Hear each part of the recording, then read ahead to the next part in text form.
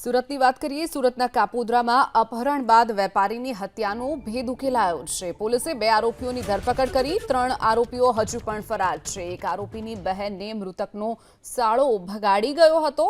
આરોપીઓએ ભેગા મળી અને પ્રમોદનું અપહરણ કર્યું હતું। ઢોરમાર મારતા શાકભાજીના વેપારી પ્રમોદનું મોત નીપજ્યું હોવાની હકીકત સામે આવી છે।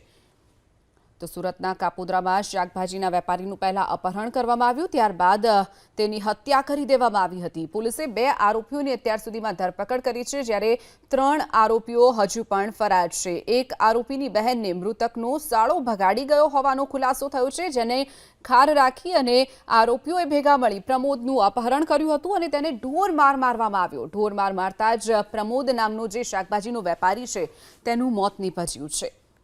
સુરતની વાત કરીએ સુરતના કાપોદ્રામાં અપહરણ બાદ વેપારીની હત્યાનો ભેદ ઉકેલાયો છે। પોલીસે 2 આરોપીઓની ધરપકડ કરી। 3 આરોપીઓ હજુ પણ ફરાર છે। એક આરોપીની બહેનને મૃતકનો સાળો ભગાડી ગયો હતો।